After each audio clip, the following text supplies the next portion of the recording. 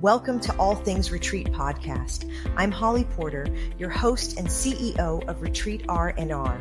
With over 25 years of experience in designing transformative retreats, I'm here to share insights and inspiration to help you create extraordinary experiences. Whether you're a pro or just starting out, you'll find valuable ideas here. Enjoy the ride. Let's dive in. Hi, everyone. Welcome to the show today. We're going to be having an awesome guest, as always. Dr. Karen Perkins is a motivational speaker, author, and organizational change expert. She's a leader, a coach for mindfulness in business and personal life. She's worked in 54 countries worldwide, and she, fun fact here, did 21 scuba dives before she learned how to swim. Can you imagine? She's also a good friend of mine, so I wanted to make sure we brought her on and had her more in the beginning of, we're still a new show, and if you're catching the first show, we're happy to have you here. We hope you come back often. I'll have a big variety of guests, and today it just happens to be Karen. So she's been amazing. We've done international and national events together, and so we've shared stages and done back of the room things and just all kinds of things with events. And she's been part of many masterminds, retreats.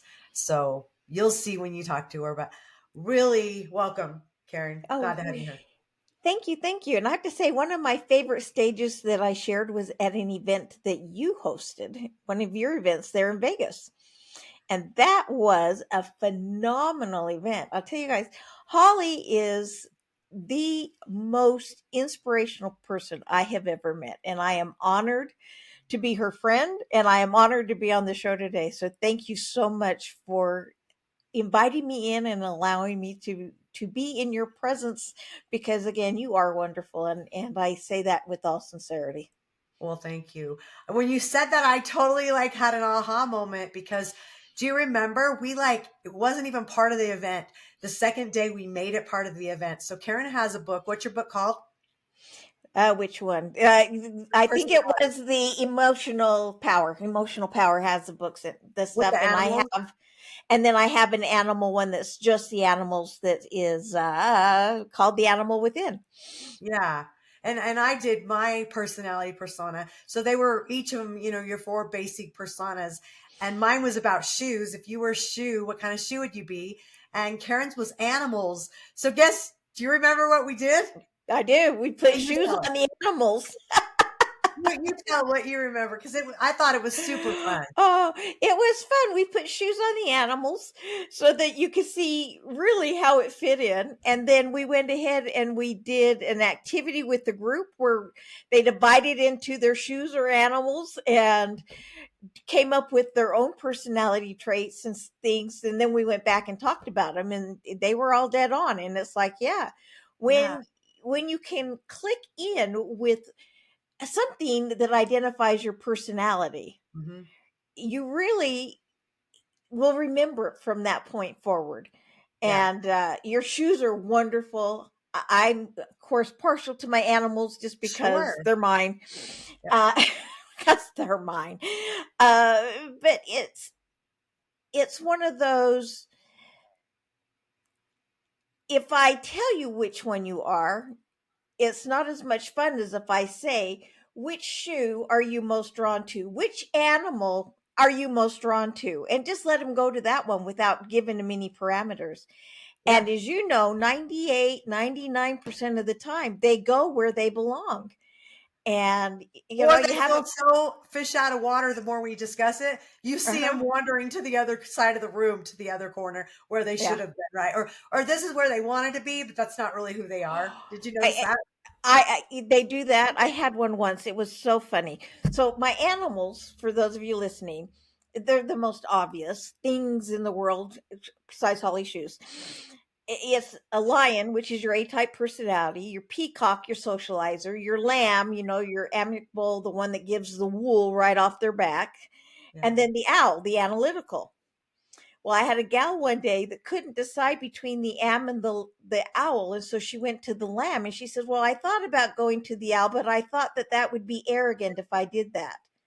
And I just had to laugh. And I said, honey, if you think it would be arrogant to say you're an owl, you're not an owl. Oh, Because so an owl is like, I am analytical. And I so said, funny. nope, lamb is where you go. Yep. Owl, nope. You might have owl tendencies.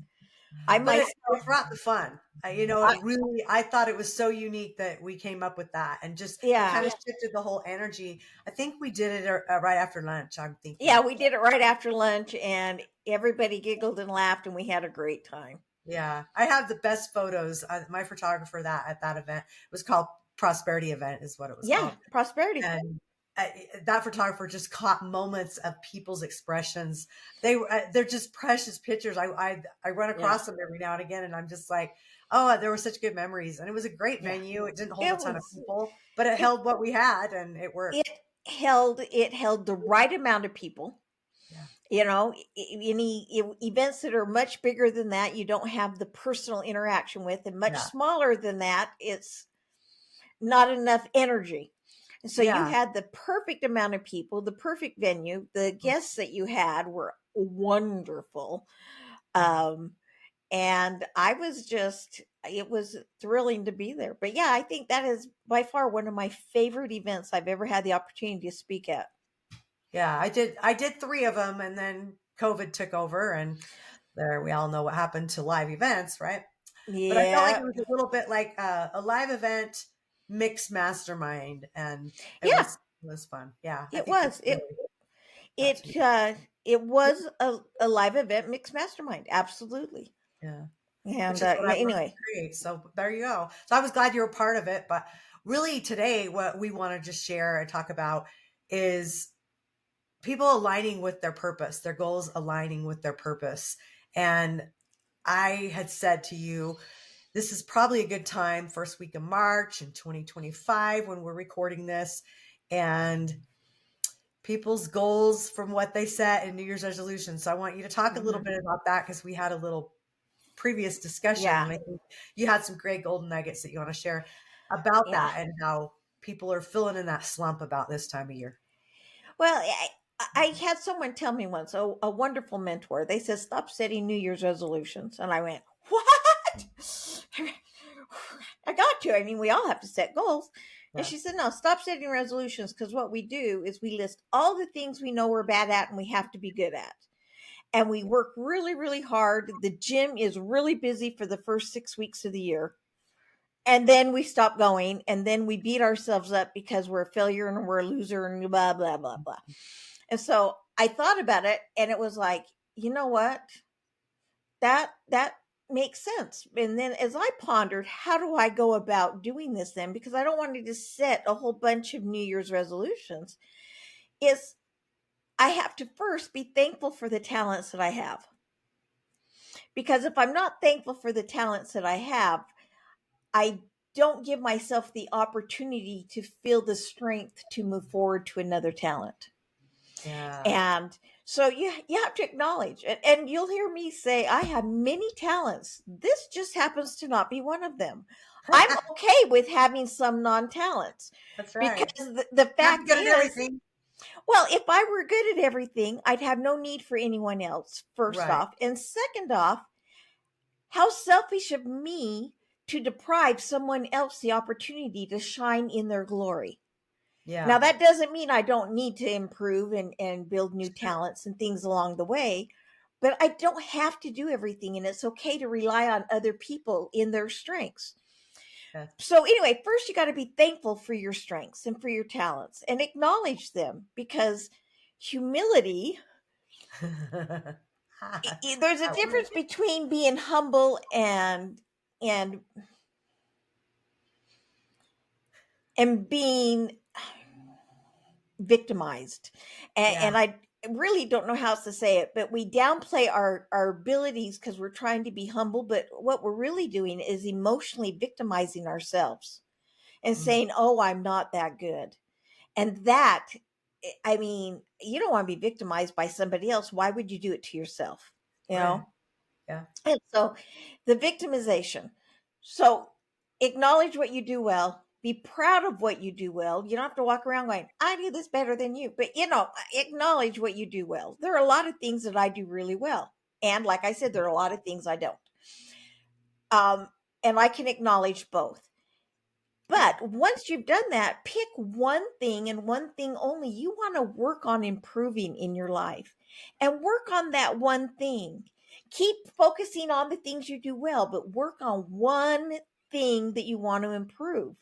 And Yeah. when you get to a point that you feel good about that one thing, move it to the list of the things that you do well and pat yourself on the back and keep focusing on those, and Love pick it. one more thing you want to do well. You know what I And did? then start again. Go ahead. 2 years ago, I was just going to add to that. I love that idea. My one thing was to learn one new tech, something in tech. It could have been so simple or hard either way, but every day I wanted to know I learned one more thing. And if you think about it, that's 365 new tech things, even. And nowadays you could learn more than that, but how easy would it be to get on Chat GPT and learn something? Think of a Yep. question. Think of something you want to learn. Sometimes it's just a setting on my phone. I mean, I'll go on there and ask, and I don't do it every day. Well, I might. I don't know. If I think about it, I actually might. But I just remember how much I learned in 365 days just by adding one new little tweak. Well, and it doesn't have to be anything even that important. Yeah.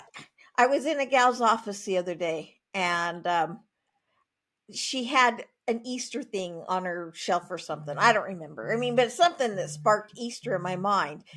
And I gotta turn off my phone. It's ringing. And so what I did was I shared something that I was like, this is stupid, but I blurted it out before I stopped thinking, Right. And I said, you know how we determine what day Easter is each year, right? And she went, no. And I said, yeah, what they do. And you may know this, you may not. So folks, if you don't know this, here's your new thing for the day. They take the first Sunday after the first full moon after the spring equinox. I didn't know that. So that's why sometimes it's in March and sometimes the beginning of April, sometimes the end of April. I thought it was like Groundhog Day. The bunny came out and it was too cold. It went back in. I don't know. Too cold and went back in. But yeah, no, it's the first Sunday after the first full moon after the spring equinox. There So you go. if the full moon is, March 21st or 22nd, and that's a Saturday, then Sunday the 23rd of March is Easter.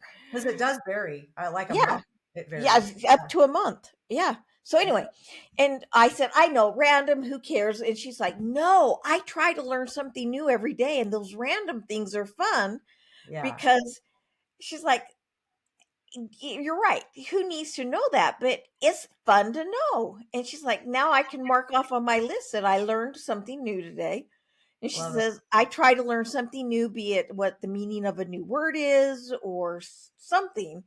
Yeah. And she says, now I can mark that off. And I mean, when it's you were talking, little things like that. Go ahead. Oh, totally. No, I love when you were talking about going back to like the New Year's resolution type thing. It reminded me what I like to do is start in October, November. And then instead of it feeling so heavy at the first of the year and feeling defeated by 6 weeks in or whatever it is for people, if you start in October, November planning, if it's a plan, it's easier not to fail than all at once, right? This is a plan. This is my yearly goals, and these are my monthly goals and weekly goals and daily goals. I'm not going to deal with more than 3 things. I just think that overwhelm, if you could just chunk it down, it makes it easier. Because even when people have said like, oh, do something for your birthday, like change something or set a goal for your birthday. Well, my birthday's New Year's Day. That doesn't help, folks. That doesn't work for me. Well, I'm just more overwhelmed. The thing is too, is people set these resolutions and they don't break it down, like you said, into the small chunks. Yeah. And so, like I want to walk.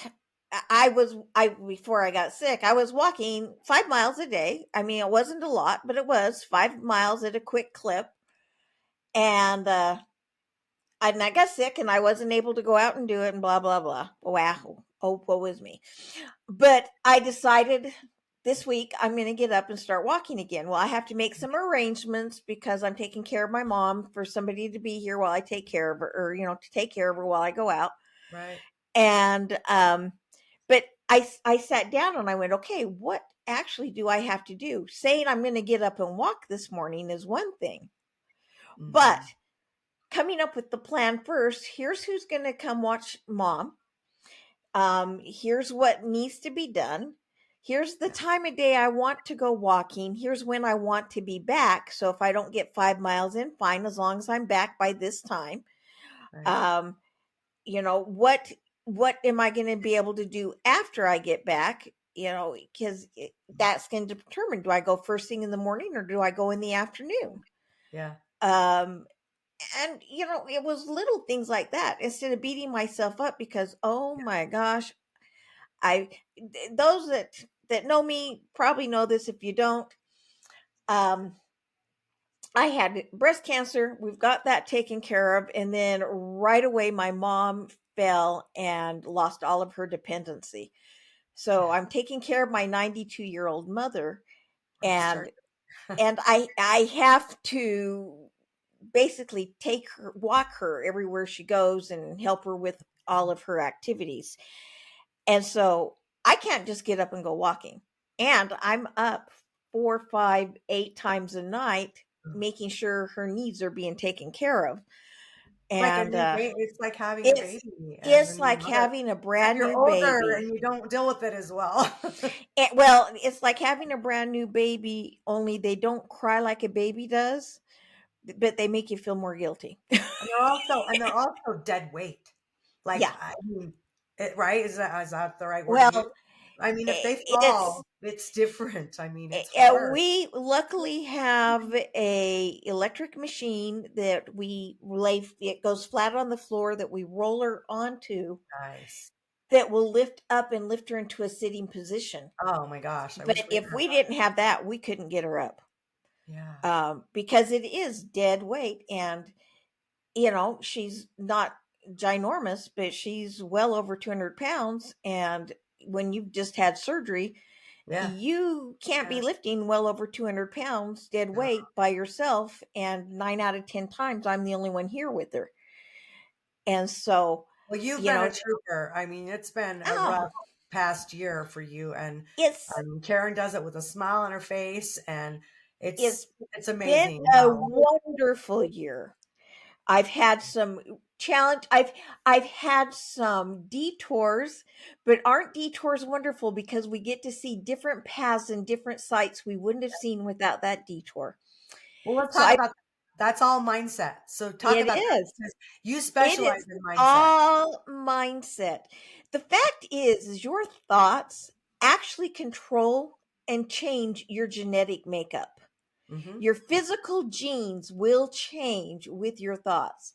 When Yeah. you have positive thoughts, your cells fill with that positivity. Yeah. And our cells divide.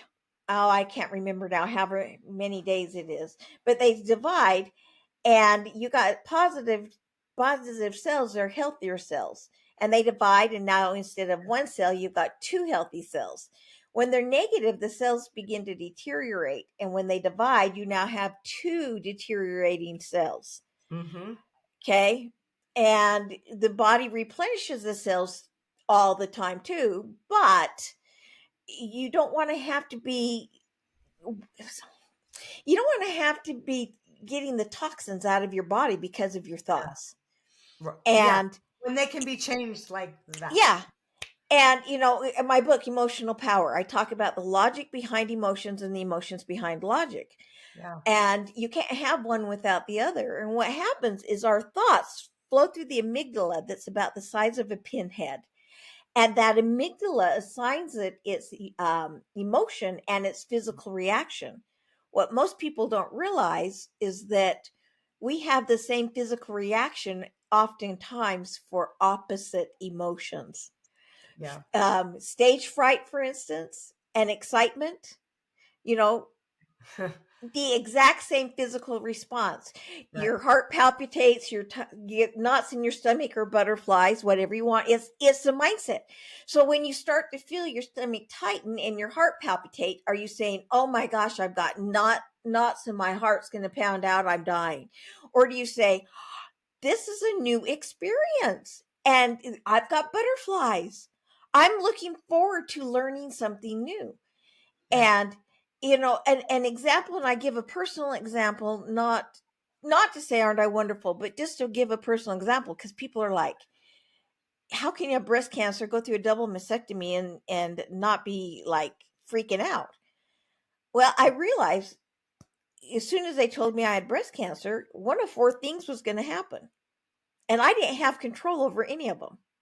They were going to give me a magic pill and everything was going to go away, which wasn't likely, but that's a possibility.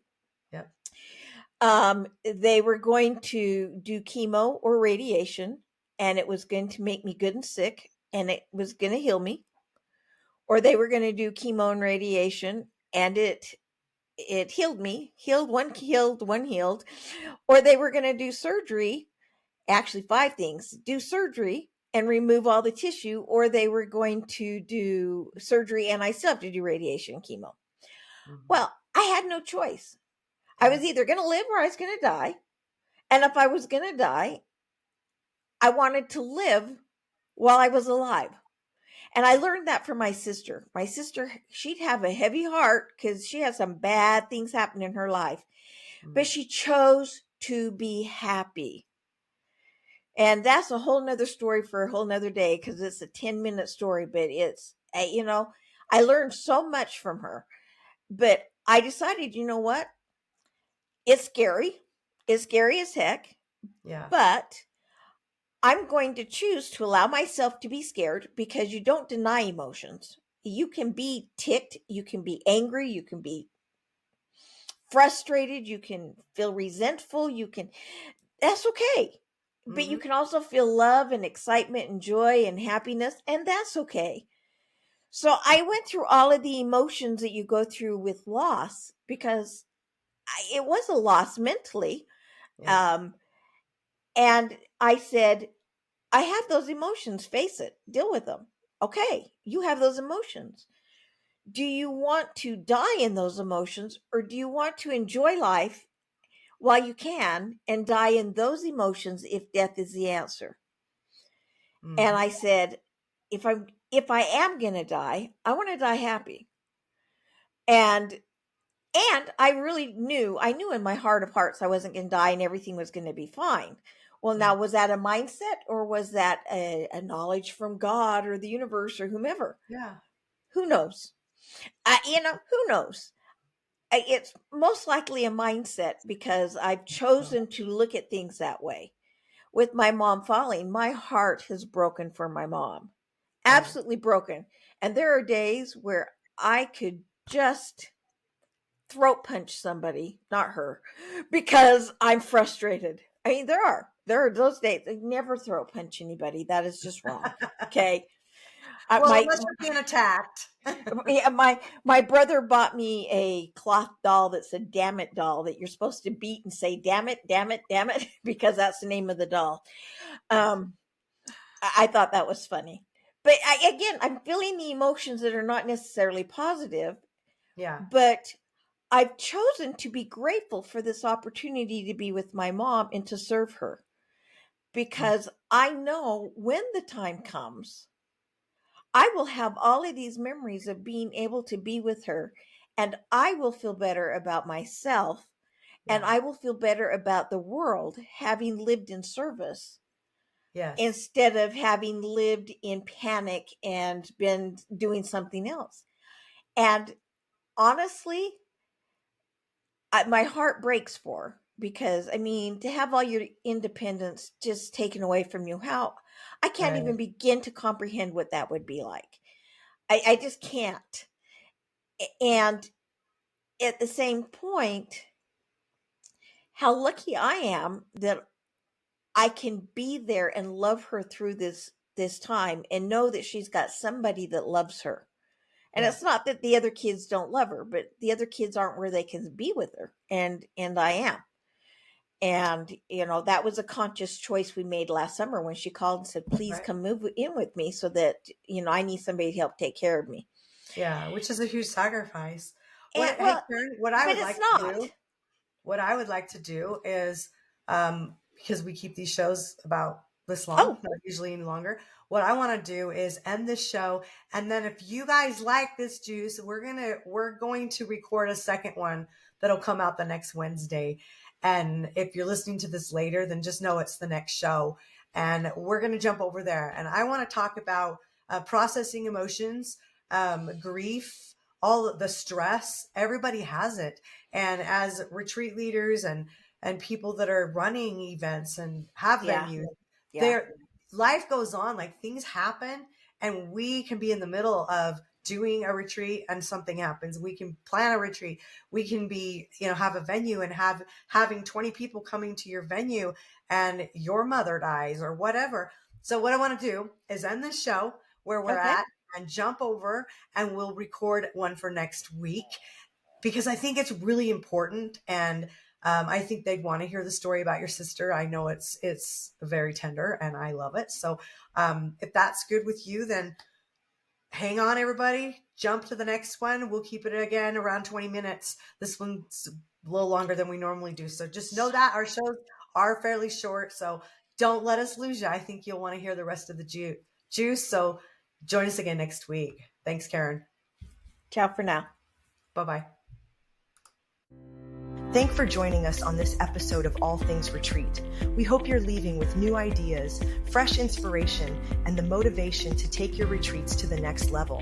Don't forget to subscribe and leave us a review. It helps us grow and reach more retreat leaders like you. And if you have any questions, topics you'd like us to cover, or just want to say hello, send us an email at info@weretreatrnr.com. Follow us on social media to stay connected and catch all the latest updates. Until next time, remember, great retreats start with great intentions. Let's make them extraordinary, one step at a time.